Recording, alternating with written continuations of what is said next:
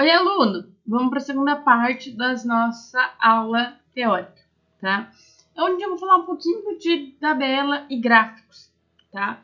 Onde a gente continua aquela parte de estatística descritiva. Nosso objetivo dessa parte vai ser analisar tabelas e gráficos, ver o que a gente precisa pôr nessas tabelas e gráficos e aprender a julgar, olhar e falar, olha, isso tá bom, isso não tá bom. Por quê? Na hora que vocês tiverem que fazer, vocês terem esse senso de julgamento, tá? E aí sim tentar encontrar a melhor forma possível, tá? Então, como a gente já comentou, tá? A estatística descritiva, ela vai dar informações úteis dos nossos dados, tá? Ela vai ter, a partir de medidas de resumo, que é o que a gente vai ver na aula, né? Que é a média, mediana e moda, gráficos e tabelas, tá? Então, quando a gente fala dos nossos dados, simplesmente olhar para uma sequência de números não vai adiantar muita coisa. Serão números ali, tá? Se eu consigo colocar ele de uma forma muito mais fácil de visualizar, ele vai facilitar muito, fazendo com que eu tenha diversas situações mais fáceis, tá? Então, a gente separa em duas partes. Essa parte a gente vai utilizar hoje, que é métodos de gráficos ou tabulares, então fazer gráficos e tabelas. E no método que a gente vai começar a ver semana que vem. Então, aqui os tipos de gráficos e tabelas que nós temos. Eu não coloquei todos, coloquei só os mais frequentes, tá? E aqui são as que a gente vai começar a ver na semana que vem, tá? Só por já curiosidade, vai cair na prova média, mediana e moda, tá? As demais vão ficar pro segundo bimestre, tá? Para não pesar tanta coisa, tá? Então, a gente vai entender aqui só gráficos e tabelas. Primeira coisa que eu tenho, tá? É uma coisa que a gente usa bastante, que são as nossas tabelas de frequência, tá? Pode ser também de frequência absoluta ou relativa. Por exemplo, eu tenho a seguinte tabela, tá? Para algumas mulheres foi analisado o nível de exercício que ela fazia e o quanto peso em gramas nasceu a criança que ela tinha. Tá? Então, o nível de exercício enquanto elas estavam gestantes e o peso da criança. Se a gente olhar isso aqui por si só, a gente não tira muita coisa, tá? Fica difícil a gente tirar alguma informação com só um monte de dados seguidos.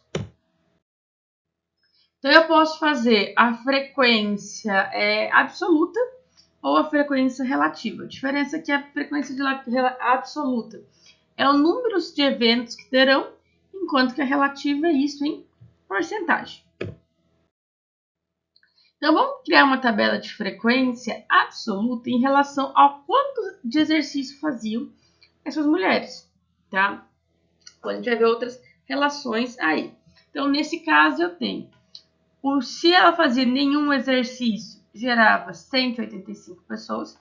Lembrando que aquela tabela, tá? É só uma partezinha, não coloquei toda, tá? Isso aqui, a soma dá muito mais do que estava naquela tabela.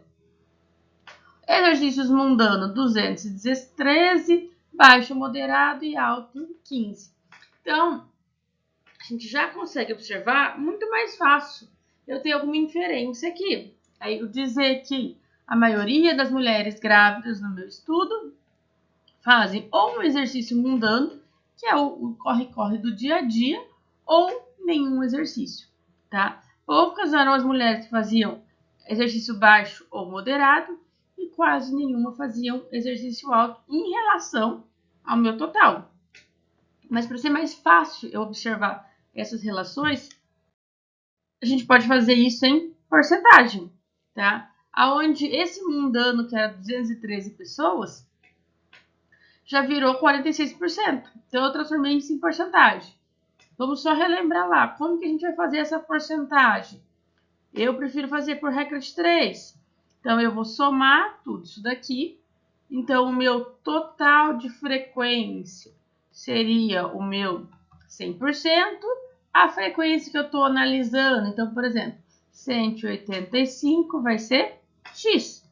Faz uma regra de 3 e aí vai dar os 40,04%. Tá? Eu prefiro fazer por regra de 3. Existem outras formas. Por exemplo, dividir a minha parte pelo meu total multiplicando por 100.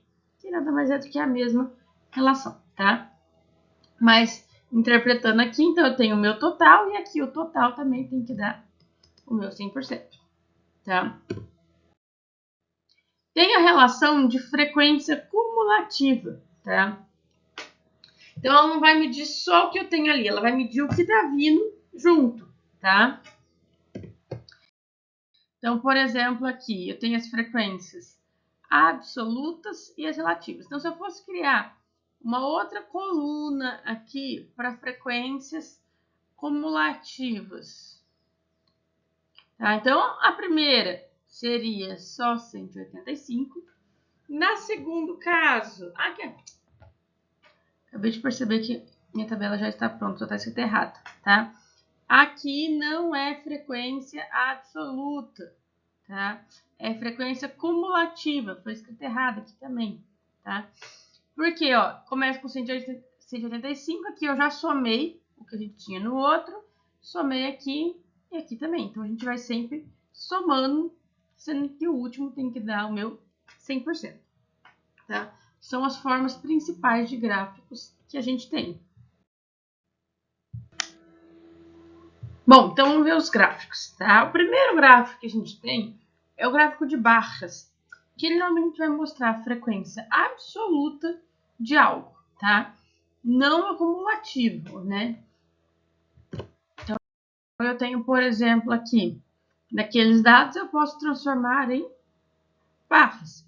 E olha como fica muito mais fácil a gente ver essa diferença tão grande entre quem faz exercício mundano e quem faz exercício alto, né? Então, quando a gente está na forma de gráficos, é muito mais fácil a gente observar isso.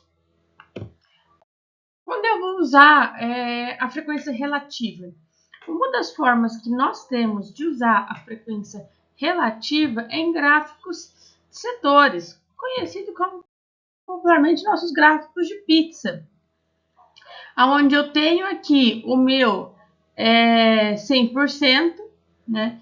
E aí eu consigo ter as porcentagens de cada um com a nossa legenda aqui, tá? Aonde, como se a gente precisasse fazer isso manualmente, o que normalmente a gente não faz. Eu ia lembrar que a volta de um círculo a 360 graus, e aí eu faria ali uma regrinha de 3, simples, né? Então, 360 graus, que é uma volta, é o meu 100%. A primeira que a gente não tinha era 40,04%, vai ser x graus, e aí eu consigo medir quantos graus tem aqui da minha fatia, tá? E aí eu consigo medir, montar o meu gráfico de setores, tá? O que eu preciso ter aqui, tá? Com o gráfico de pizza. Quando a gente não vai utilizar para comparações ou evoluções temporais, tá? Que a gente vai ver que quando as coisas mudam ao longo do tempo. A gente vai ver daqui a pouco, tá? Normalmente a gente usa muito gráficos de pizza quando tem aí a nossa porcentagem sempre, tá? Sempre que a gente for fazer o nosso gráfico de setores, sempre em porcentagem, tá? Quando eu vou fazer dados quantitativos, eu posso fazer determinação aí dos nossos dados ou do que a gente vai calcular na próxima aula, que é média, mediana e moda, tá? Então, quando eu consigo fazer a nossa frequência, igual eu tive lá atrás, tá? Então, aqui tem um passo a passo, mas a gente vai fazer junto nas próximas aulas, onde eu vou separar o número de classes, separar o número de elementos que tem em cada um, tá? E aí eu consigo montar o que a gente chama de histograma, que é, por exemplo, eu peguei aqueles mesmos dados que a gente tinha e tabulei em relação ao peso dos bebês. Então, para cada peso, eu tenho aqui quantos aproximadamente eu tinha para cada faixa etária de peso. Então, primeiro aqui entre 2, 2.300, 2.300, 2.600 e assim por diante. O que a gente vai ver com relação a essa distribuição de frequências, tá? O histograma normalmente a gente vai fazer só para análises mais quantitativas, tá? Por isso que no outro a gente não fez com relação ao exercício. A gente vai observar, que é uma coisa que a gente vai analisar no próximo bimestre, que ele tem essa carinha de distribuição dos meus dados, que é o que a gente vai chamar lá na frente de curva normal. Aonde a maioria dos meus dados estão próximos entre si e próximos daí da nossa média, que é o que a gente vai fazer na semana que vem, tá? Mas é bem parecido com o que a gente fez na outra. Eu determinei valores e medi a nossa frequência, tá? Então, se eu fosse voltar aos pesos dos bebês, eu poderia fazer uma relação entre essas duas variáveis. Então, em vez de a gente fazer análise de frequência, eu posso montar aqui um gráfico, por exemplo, entre o exercício que a pessoa faz e o peso do bebê, tá? Bom, se eu olhasse assim, nesse gráfico, eu teria a impressão de que quem faz mais exercício físico tem um maior peso, tá? Mas será que isso é verdade? Tá? Se a gente organizar isso melhor, a gente vai ver que não é exatamente assim, tá? Ou, se eu colocar meu gráfico de outra forma, colocar ele contando desde o peso 0, a gente vê que pela minha escala eu não vejo diferença entre eles, tá? Então eu tenho que tomar muito cuidado no nosso gráfico e entra o que eu falei lá na outra. Se eu coloco um gráfico desse, eu começo a dizer que não tem diferença do peso da criança em relação à mãe fazer exercício. Mas pelos outros gráficos tem. Então é nisso que eu comentei lá que a estatística ela pode nos dizer coisas que nem sempre são reais. Tá? Por isso tem que tomar muito cuidado e ter esse conhecimento de estatística para a gente fazer. Tá? Então a gente tem alguns gráficos que vão facilitar essas relações. Se eu tenho uma medida qualitativa e qualitativa, quantitativa e qualitativa, ou duas medidas quantitativas, né? Existem gráficos melhores para cada uma delas, tá? Então, quando eu tenho duas variáveis quantitativas, eu uso o que a gente chama de tabulação cruzada, ou seja, montar uma tabela, tá?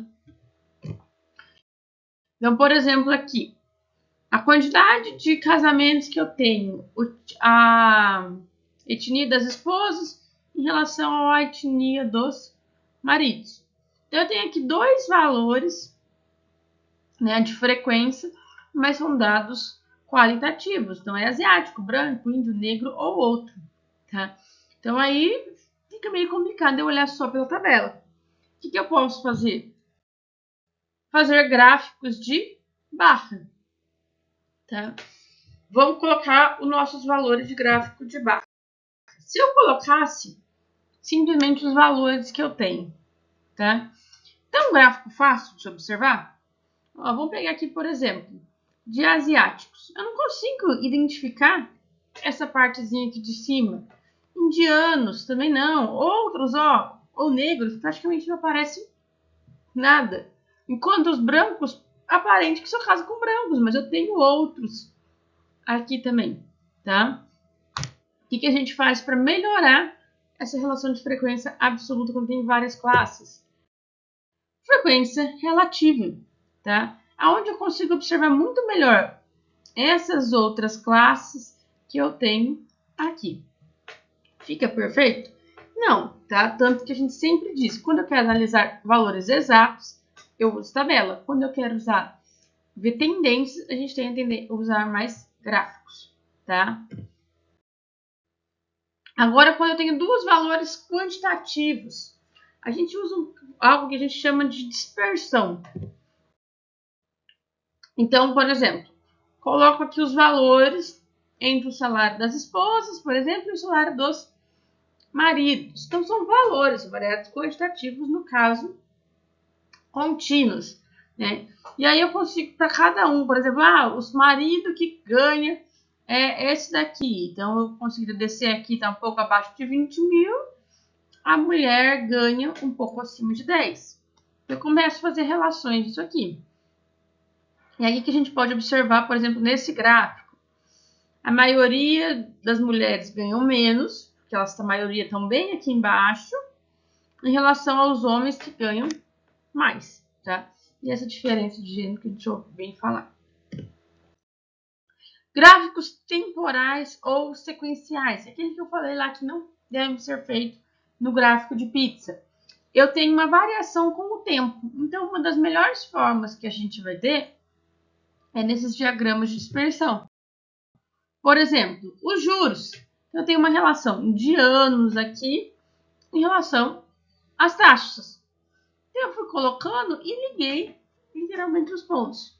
Para que a gente facilite isso daqui? Ó, a gente consegue olhar aqui, nessa daqui até aqui, eu tive uma crescente nos meus juros.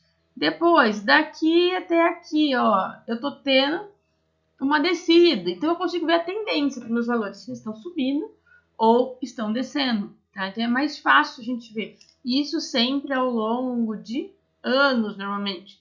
Pode ser anos, dias, horários, depende com o que você está analisando. Mas você consegue ter uma tendência, se algo está subindo ou descendo, tá?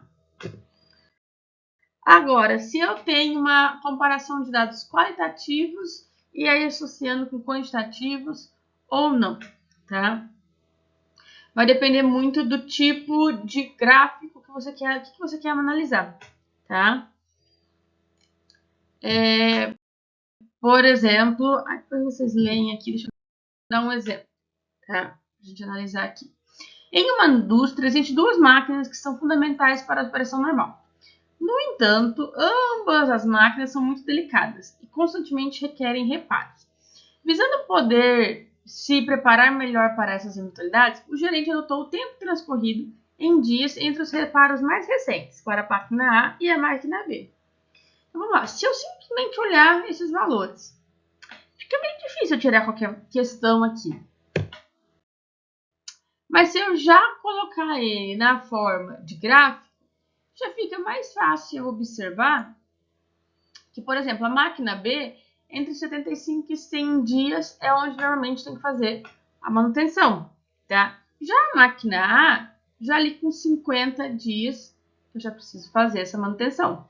Então, eu consigo ver essas diferenças aqui de forma mais fácil porque eu tinha os meus dados lá, tá? Porém, eu posso colocar isso de uma outra forma sem ser de barra. A gente pode melhorar. Seria na forma de linhas, tá?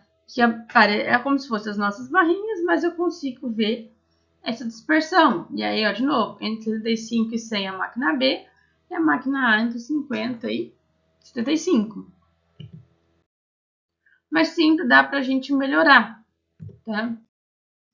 Então, a gente melhorou aqui em relação a uma frequência que eles acontecem e quando acontecer, ó, aqui em torno de 100, em torno de 50 dias.